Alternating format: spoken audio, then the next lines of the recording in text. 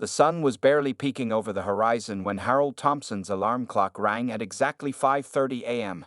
At 93 years old, the World War II veteran had followed the same morning routine for so long that his body usually woke up even before the alarm. His bones might have been older now, but his military discipline never faded. Harold slowly sat up in his bed, running his wrinkled hand over the empty space beside him. It had been 3 years since Martha, his wife of 65 years, had passed away. The house felt too quiet without her humming in the kitchen or asking him if he remembered to take his medicine. But Harold was a survivor, and he had learned to keep going, one day at a time. With careful movements, he made his way to the bathroom, where his military training showed in the perfectly arranged toiletries. Everything had its place, just like Martha had always kept it. He looked in the mirror while brushing his teeth, noticing how his white hair was getting thinner, but his blue eyes still held the same sharp look they had during his days in the service. After getting dressed in his usual outfit, pressed khaki pants, a light blue button-down shirt, and his comfortable brown leather shoes, Harold headed to the garage. There she stood, his pride and joy. A 1965 Chevrolet Impala, shining as if it had just rolled off the assembly line. Harold had bought it new, and over the years, he had maintained it perfectly. The car was more than just transportation. It was a time machine that held countless memories of family trips and Sunday drives with Martha. The old Chevy's engine purred to life with a turn of the key. Harold smiled, patting the steering wheel like an old friend. The drive to Pete's Diner took exactly 7 minutes, just like it had every morning for the past 20 years. He parked in his usual spot, right under the big oak tree that provided shade during the warmer months. The bell above the diner's door chimed as Harold pushed it open at precisely 6:15 a.m. The warm smell of coffee and bacon wrapped around him like a comfortable blanket. "Morning, Harold," called out Betty, the waitress who had been working at Pete's for over a decade. She was already pouring his coffee, black with just a splash of cream, served in his special mug that Pete had given him for his 90th birthday. "Morning, Betty," Harold replied with a gentle smile, making his way to his regular booth.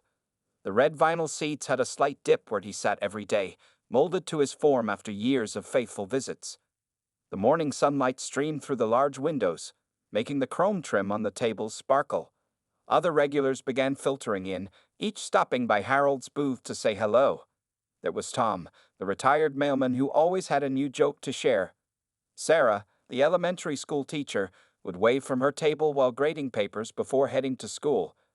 And George, another veteran who served in Korea, would usually join Harold, their conversation flowing easily between weather, local news, and memories of their service days. Betty didn't need to take Harold's order anymore. She knew it by heart. 2 eggs over easy, wheat toast with a little butter, 3 strips of bacon, crispy but not burnt, and a side of hash browns. Harold would eat slowly, savoring each bite while watching the town wake up through the diner's large windows. The diner had become more than just a place to eat. It was his second home. The walls were decorated with old photographs of the town, and Harold could tell stories about most of them. He remembered when the main street was just a dirt road, and when Pete's father had first opened the diner back in 1950. Some days, Harold would share stories about Martha with the staff and regular customers. He'd tell them about how they met at a dance in 1946, just after he returned from the war, or how she used to make the best apple pie in the county. The younger customers especially loved hearing his war stories, though Harold was always careful to keep the darker memories to himself. As the morning crowd began to thin out, Harold would linger over his second cup of coffee, doing the crossword puzzle from the local paper. The routine was simple, but it gave his days structure and purpose. In a world that seemed to move faster every day, Pete's Diner remained his anchor to simpler times. It was a typical spring morning when everything changed at Pete's Diner. Harold was sitting in his usual booth, enjoying his second cup of coffee, when the ground seemed to shake with the rumble of motorcycle engines.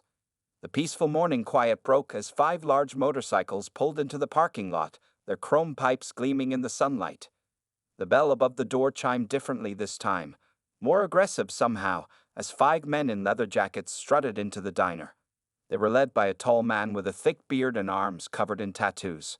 The patch on their jackets read, "Road Warriors MC." The smell of leather and motorcycle exhaust replaced the usual comforting scent of coffee and bacon. Betty, who had been refilling Harold's coffee cup, tensed up slightly.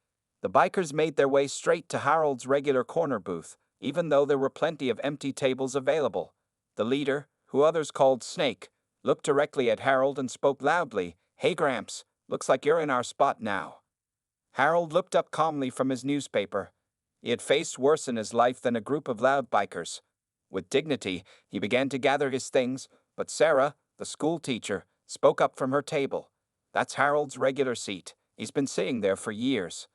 Her voice shook slightly, but she held her ground. Snake laughed, the sound echoing through the now quiet diner. "Well, looks like things are changing around here, sweetheart. Out with the old, in with the new." The other bikers chuckled, their heavy boots scraping against the floor as they surrounded the booth. Harold stood up slowly, his joints protesting the sudden movement. As he did, some coffee spilled on the table from his jostled cup. "Here," he said quietly, "let me clean that up." But before he could reach for a napkin, one of the bikers deliberately bumped the table, causing more coffee to splash onto Harold's newspaper. Pete, the diner's owner, emerged from the kitchen, his usually friendly face now stern. "Gentlemen," he started, but Snake cut him off. "We're paying customers, ain't we? We can sit where we want." He pulled out his wallet and threw some bills on the counter. "Keep the change." From that day on, the peaceful atmosphere of Pete's Diner changed. The bikers made it their new morning hangout, always arriving around the same time as Harold. They would rev their engines extra loud in the parking lot, knowing the noise bothered the older customers. They took over Harold's corner booth, forcing him to sit at the counter or at a small table near the kitchen. The regular customers watched helplessly as the bikers found new ways to make Harold uncomfortable. They would mock his careful movements, imitate his slower walk, and make loud jokes about retirement homes and senior moments. Some regulars stopped coming altogether, unable to bear watching the daily harassment of their friend. Betty tried her best to protect Harold, always making sure his coffee was full and his breakfast served quickly, but there was little she could do against the intimidating presence of the bikers. Even Tom, the retired mailman, stopped telling his jokes, and the morning conversations became whispers. Harold never complained. He would arrive at the same time every morning, eat his breakfast quietly wherever he could find a seat, and try to maintain his dignity. But those who knew him well could see the sadness in his eyes. This wasn't just about a booth. It was about respect, about the simple pleasure of having a place where you belonged. One morning, when Snake purposely knocked into Harold's chair, causing him to spill his coffee, something changed in the old veteran's eyes. It wasn't fear or sadness. It was a look that hadn't been seen since his military days. A look of determination, of someone who had faced enemies far worse than parking lot bullies. As Harold drove home that morning in his Chevrolet, his hands gripped the steering wheel tighter than usual. The bikers might have thought they were dealing with just another elderly man, too weak to stand up for himself, but they didn't know Harold Thompson's history, and they were about to learn that some old soldiers never lose their fighting spirit. They just choose their battles more wisely. That evening, after another difficult morning at Pete's Diner, Harold Thompson sat alone in his living room. The house was quiet except for the gentle ticking of the old grandfather clock that Martha had loved so much. The coffee incident from that morning had left more than just stains on his shirt. It had awakened something inside him that had been sleeping for decades. Harold's eyes moved across the walls of his home, each photo telling a story of his life. There was his wedding picture with Martha, both of them young and full of dreams. Next to it hung his Marine Corps photograph, showing a strong young man in uniform, standing proud and tall. His medals were displayed in a simple wooden case that he had built himself, the Bronze Star, Purple Heart, and others that told stories of courage and sacrifice that the bikers couldn't begin to understand. As he sat in his favorite armchair, Harold's hand trembled slightly as he picked up his coffee cup, but this time it wasn't from age or fear. It was from anger, not the hot, quick kind that makes young men fight in bars, but the cold, steady kind that makes wise men plan carefully. He walked slowly to his study, a room that still smelled faintly of Martha's favorite lemon furniture polish. Opening his desk drawer, Harold pulled out an old leather-bound address book. The pages were worn, and some entries were crossed out. Too many friends had passed on over the years. But there were still names there, important names, people who owed him favors or who would understand exactly what he was facing. Moving to his basement, Harold found the old metal filing cabinet where he kept his military records. The lock was stiff from disuse, but it opened with a familiar click. Inside, past the paperwork and old photographs, he found what he was looking for, his instructor certification from the Marine Corps Combat Training Program. His hands might be weathered now, but his mind remembered every technique, every strategy he had taught to hundreds of young Marines. Back upstairs, Harold sat at his kitchen table, the same table where he and Martha had shared thousands of meals. He began making notes in his neat, precise handwriting. The bikers had made a serious mistake. They thought they were dealing with just another old man.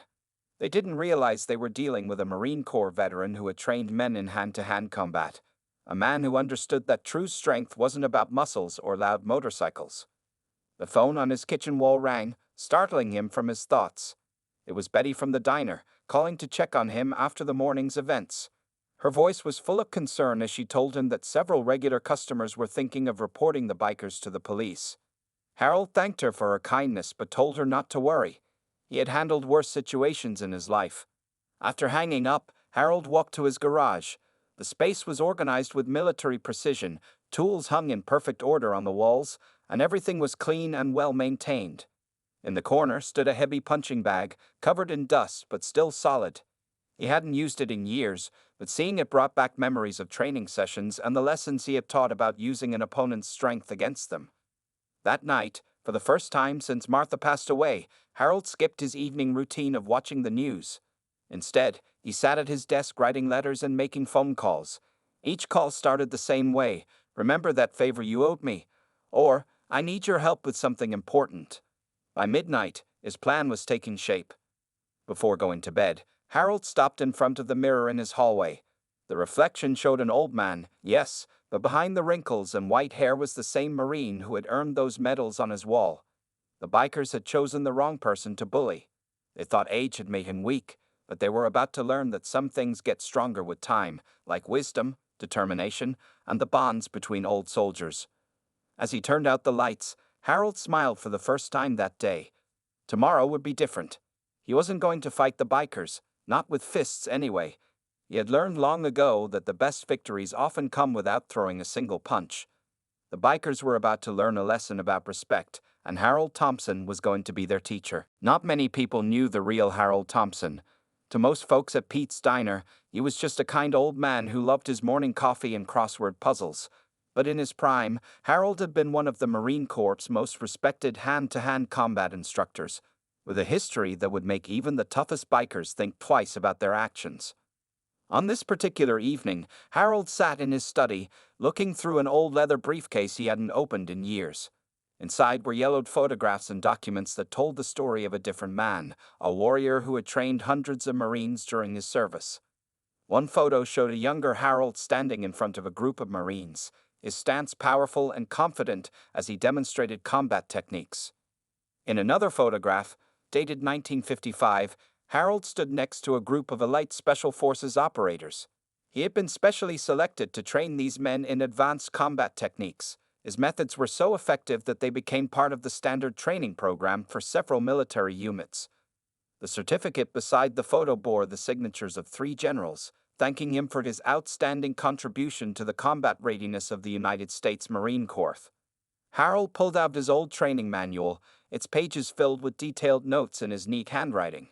Each page contained techniques he had developed and perfected over years of teaching. Some were about physical combat, but many more were about strategy and psychology, how to control a situation without throwing a single punch. These were the lessons that had made him legendary among his students. There was a newspaper clipping from 1962 showing Harold receiving a special commendation. The headline read, "Marine Instructor's Innovative Training Methods Save Lives in Combat." The article described how soldiers he had trained had survived dangerous situations by using his techniques. But it wasn't just about fighting. Harold had taught them about staying calm under pressure, about using their minds before their fists. Deep in the briefcase, Harold found letters from former students. One was from a Marine who had used Harold's teachings to talk down an armed enemy soldier instead of fighting him. Another described how Harold's lessons about patience and strategy had helped him become a successful businessman after leaving the service. These weren't just combat techniques. They were life lessons that had shaped many men's futures. Harold remembered the intensive training programs he had developed. They weren't just about physical combat. He had taught his students about reading people, understanding body language, and knowing when to fight and when to find another solution. These were the skills that had earned him respect throughout the military, far more than any physical prowess. One particular document caught his eye, a confidential report about a training program he had designed for dealing with hostile situations without violence. The military had used this program for years, teaching soldiers how to handle confrontations through intelligence and strategy rather than brute force. Harold smiled, thinking how useful these old lessons would be now. There were medals too, carefully preserved in their cases. But the ones Harold valued most weren't for combat. They were for teaching, for saving lives by showing others how to handle dangerous situations wisely. One special commendation praised his ability to turn hot-headed young recruits into thinking warriors. A small notebook contained names and contact information for hundreds of his former students. Many had gone on to become high-ranking military officers, police chiefs, or successful business leaders. Harold had kept track of their careers over the years, proud of how they had used his teachings in their lives. As evening turned to night, Harold carefully arranged these items on his desk. Each piece told part of the story of who he really was, not just an old man who could be pushed around, but a master instructor who had taught generations of warriors the true meaning of strength and wisdom. The bikers at Pete's Diner had made a common mistake. They had judged him by his age, not knowing that behind those gentle blue eyes was a mind that had trained some of America's finest warriors. They saw his slow movements but didn't understand that true power isn't about physical strength. It's about knowledge, strategy, and the wisdom to know how to use them. Tomorrow, Harold wouldn't need to throw any punches or raise his voice. He had spent decades teaching young men how to win battles without fighting. Now, it was time to put those same lessons to use one more time. The next few days saw unusual activity at Harold Thompson's normally quiet home. Cars began arriving at different times, not flashy vehicles, but well-maintained older models driven by men who, like Harold, carried themselves with quiet dignity despite their age. Each visitor arrived with purpose, and none left empty-handed. First came James Wilson, now the city's police chief, but once a young Marine whom Harold had trained 40 years ago. He sat at Harold's kitchen table, sipping coffee from one of Martha's old cups, listening intently as his former instructor laid out his plan. The chief's face broke into a knowing smile as Harold explained what he needed. "Those bikers have records?" Harold asked, his voice calm but firm. "Nothing serious," Chief Wilson replied, sliding a folder across the table. "Mostly noise complaints and minor disturbances. But they're not hardened criminals, just bullies who never grew up." Next came Robert Martinez, another former student who now owned the largest private investigation firm in the state. He brought thick files containing everything about the Road Warriors MC, their businesses, families, and connections. Harold studied each page carefully, building a picture of who these men really were beneath their tough exteriors. By Wednesday, Harold's garage had become a command center. George Baker, who now worked at City Hall, brought maps showing every property owned by the bikers or their families. Tom Anderson, a retired judge and another of Harold's former students, provided legal documents showing various building code violations at the bikers' clubhouse. Nothing major, but enough to cause problems if pushed. The most surprising visitor was Michael Chen, once Harold's star pupil, now a successful tech entrepreneur. He set up a small computer system in Harold's study, explaining how they could monitor the bikers' social media accounts and business dealings. Everything was legal, just information that was publicly available but needed someone who knew where to look. Sarah Williams, the school teacher from the diner, stopped by too. She wasn't a former Marine, but her father had been one of Harold's students. She brought an interesting piece of information. 2 of the bikers had kids in her class. "They act tough," she said, "but they're actually quite involved parents. Always show up for parent-teacher conferences." Harold's living room became a meeting place for these unlikely warriors. They weren't planning violence. That wasn't Harold's way. Instead, they gathered information, made connections, and built a network of influence that would make any military strategist proud. Each person brought their own piece of the puzzle, and Harold, like the master instructor he had always been, helped them see how it all fit together. Betty from the diner dropped by each evening with dinner, pretending not to notice the meetings taking place. But she too played her part. sharing what she had overheard from the bikers during their morning visits. Every detail, no matter how small, became part of Harold's plan. One evening, Harold received a special delivery. It was a box of old photographs from the Marine Corps archives, showing him training young Marines, including some who had become fathers and uncles to the very bikers now causing trouble at Pete's. These weren't meant as threats, but as reminders of connections that ran deeper than leather jackets and loud motorcycles. The final visitor was Pete himself, coming by after closing the diner. He brought his father's old military records, showing that the diner had been started with money from the GI Bill. This place was built by veterans, Pete said quietly. Maybe it's time those boys learned that. Through it all, Harold remained calm and focused, just as he had been while training young Marines decades ago. He wasn't preparing for a fight. He was preparing to teach one final lesson about respect, community, and the quiet strength that comes with age and wisdom. On Sunday night, Harold sat alone in his study, reviewing everything they had gathered. On his desk lay files, photographs, and documents, ammunition of a different sort than what he had used in the war. Tomorrow would begin the final phase of his plan, a plan that would show those bikers that true strength isn't measured in muscle or machinery, but in the bonds between people who stand together for what's right. Monday morning arrived with a golden sunrise. Harold Thompson adjusted his tie in the mirror. Today he wasn't wearing his usual casual clothes, but a pressed blue suit with his Marine Corps pins on the lapel. His medals weren't for show. They were a reminder of who he was and what he stood for. At exactly 7:00 a.m., the rumble of motorcycles filled the air outside Pete's diner. Snake and his bikers parked their machines in their usual spots, leather jackets creaking as they swaggered toward the entrance. But something was different today. The parking lot was full of cars they had never seen before. As the bikers pushed open the diner's door, they stopped dead in their tracks. The usual morning crowd was gone. Instead, every booth and counter seat was occupied by men in suits or military uniforms. Some were older, with silver hair and weathered faces, while others were younger, but all sat with the same straight-back discipline that marked them as veterans. Harold sat calmly at his old corner booth, the one the bikers had claimed as their own. He wasn't alone.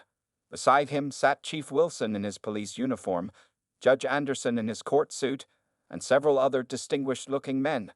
On the table in front of Harold lay a thick manila envelope. "Good morning, gentlemen," Harold said, his voice carrying clearly across the suddenly silent diner. "Please join us. We have some matters to discuss." His tone was polite but carried the unmistakable authority of a command. Snake looked around, noting the serious faces watching him. His usual swagger faltered slightly as he recognized some of those faces from around town. The police chief, the judge, even his kid's school principal. Trying to maintain his tough image, he pulled up a chair. "What's this about, old man?" Snake tried to sound tough, but his voice had lost its usual edge. Harold opened the manila envelope slowly, methodically laying out photographs and documents. "This is about choices," he said, sliding a photo across the table. It showed Snake's father in Marine Corps dress blues, being trained by a much younger Harold Thompson. "Your father was one of my best students," Harold continued, his voice gentle but firm. "He learned about honor, respect, and how to be a real man, not just someone who tries to look tough." More photos emerged, old snapshots of other bikers' relatives, all connected to Harold's military past. Documents showing building code violations at their clubhouse, tax records from their businesses, school reports about their children. Nothing illegal, just information that showed how connected they were to the community they had been disrupting. "You boys have been playing at being outlaws," Chief Wilson added, "but you're really just businessmen with loud motorcycles. How do you think your customers would feel about your morning entertainment?" One by one, Harold's former students spoke up. The judge mentioned pending cases that could be expedited. The school principal talked about special programs that could benefit their kids. The business owners discussed contracts and opportunities that could be gained or lost. Snake's face had lost its color. Looking around at his fellow bikers, he saw the same realization in their eyes. They weren't dealing with just one old man. They were facing a network of powerful people who had spent decades building respect and influence in their community. "We're not here to threaten you," Harold said firmly. "That's not my style. Never was. I'm here to offer you a choice. You can continue down this path, making enemies of people who could be allies. Or, he paused, pulling out one final document, you can become part of something better. The paper was a proposal, a plan to turn the bikers' love of motorcycles into a community asset. Escort rides for veteran funerals, charity events, a mentoring program for troubled youth. Everything they needed was there, including support from local businesses and officials. Betty appeared with coffee for everyone, moving through the tense atmosphere with practiced ease. As she poured, Snake noticed his hands were shaking slightly. The tough guy act felt foolish now, faced with real strength, the kind that didn't need to be loud or aggressive to command respect. Harold waited patiently, watching the bikers' faces as they realized the full scope of their situation. He didn't need threats or violence. He had something much more powerful, the truth about who they really were and who they could become. The silence in Pete's diner seemed to stretch forever as Snake stared at the documents in front of him. His hands, rough from years of working on motorcycles, traced over the old photograph of his father in marine dress blues. Nobody in the Road Warriors MC knew about his father's military service. It wasn't something he talked about. Your father, Harold said softly, saved 3 of his fellow Marines during a training accident in 1960. I remember because I wrote the commendation myself. Harold pulled out another yellow document with his neat handwriting. He never told you about that, did he? Snake shook his head slowly, his tough guy facade cracking as he read the details of his father's bravery. Around the table, other bikers were having similar moments of revelation. Mike Crusher Johnson discovered his uncle had been one of Harold's top students.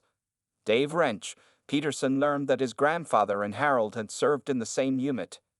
Betty moved quietly among them, refilling coffee cups and placing plates of fresh breakfast in front of everyone.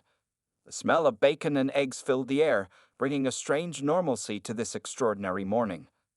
Through the diner's windows, the sun had fully risen, casting a warm light on the gathered crowd. I don't understand, Snake finally spoke, his voice unusually quiet. Why didn't you fight back? Why all this?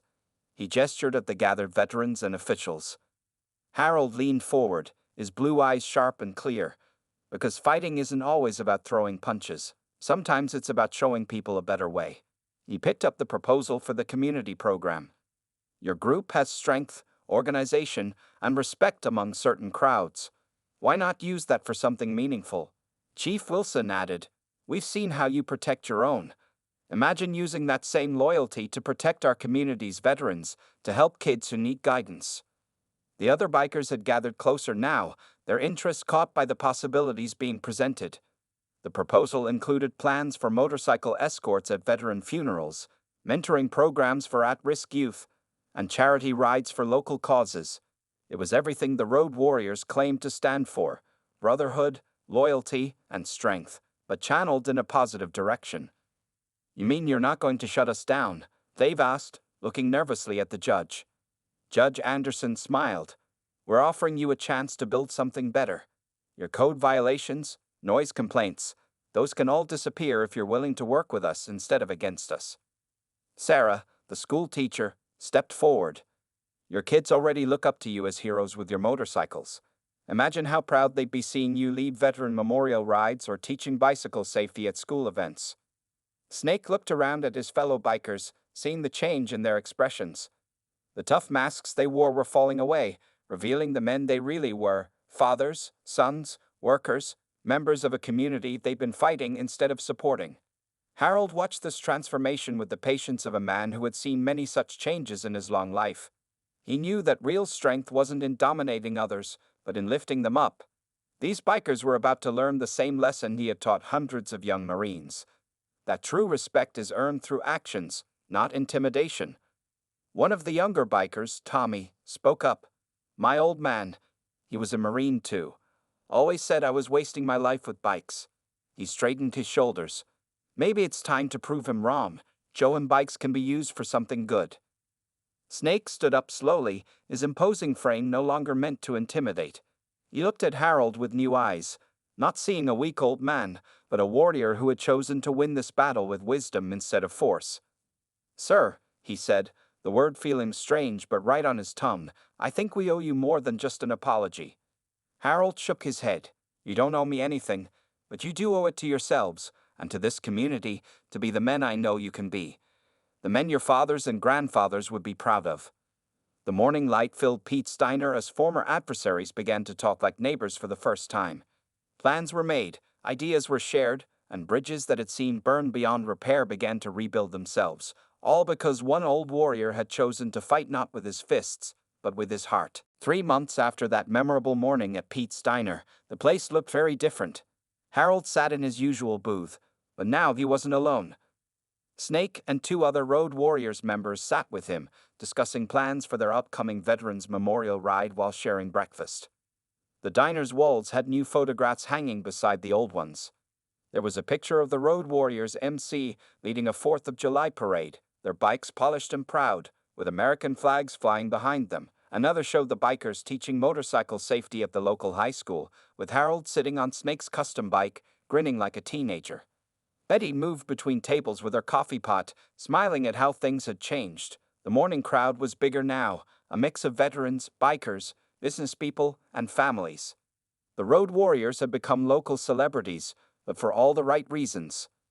"Hey, Harold," Snake called out as he entered the diner one morning, "we got 10 more bikes signed up for Saturday's escort ride." He was wearing his leather vest, but now it had a new patch, Veterans Support Team, some proudly below the Road Warriors logo. The biggest change wasn't just in the bikers' behavior. The whole community had transformed. When word spread about how Harold had handled the situation, other people started bringing their problems to him. The diner became a place where disputes were settled with words and wisdom rather than anger and force. Tom, the retired mailman, loved telling new customers the story. "You should have seen it," he'd say. These tough bikers came in thinking they owned the place, but Harold showed them what real strength looks like, without ever raising his voice or throwing a punch. The Road Warriors had kept their promise to change. They turned their clubhouse into a community center where they hosted weekly meetings for veterans and taught young people about motorcycle maintenance. The noise complaints stopped because they now respected quiet hours in residential areas. Their reputation changed from troublemakers to community guardians. One particular morning, Harold arrived at the diner to find something special, a new plaque on the wall. It read, "In honor of Harold Thompson, Marine, teacher, peacemaker." The bikers had arranged it secretly with Pete, wanting to show their respect for the man who had changed their lives. "You know what's funny?" Snake said one day, sitting across from Harold. "We thought we were so tough, but you showed us what real toughness is. It's not about making people fear you, it's about earning their respect." The local paper did a story about the transformation, titled, "How One Veteran's Wisdom Transformed the Community." They interviewed Harold, but he was humble as always. "I just reminded them of who they really were," he told a reporter. "Sometimes people forget their own worth until someone helps them see it." The bikers' children started doing better in school, proud of their father's new role in the community. Sarah reported that discipline problems had dropped significantly since the Road Warriors started their mentoring program. Even Chief Wilson noticed a decrease in complaints and disturbances around town. On Veterans Day, the Road Warriors organized their biggest event yet, a motorcycle parade and fundraiser for the local VA hospital. Hundreds of bikes roared through town, led by Harold in a special sidecar attached to Snake's motorcycle. The sight of the 93-year-old veteran and the reformed biker leading the parade brought tears to many eyes. Pete's Diner became more than just a restaurant. It was a symbol of how wisdom and understanding could change lives. Harold's booth was now marked with a small brass plate, "Reserved for heroes, all welcome." It was often filled with an unlikely mix of people sharing stories and solving problems together. Harold still came every morning at the same time, ordered the same breakfast, and did his crossword puzzle. But now, his quiet moments were happily interrupted by people seeking advice, sharing good news, or just wanting to be part of the special atmosphere he had created. As he looked around the diner one morning, Harold thought about Martha. She would have loved seeing this, how love and understanding had turned enemies into friends, and how a place that had nearly been ruined by hatred had become a center of community and hope. In the end, it wasn't just about stopping bullies or teaching respect. It was about building something better for everyone. The Road Warriors had learned what Harold had known all along, that true strength lies not in the ability to intimidate, but in the courage to help others become their best selves.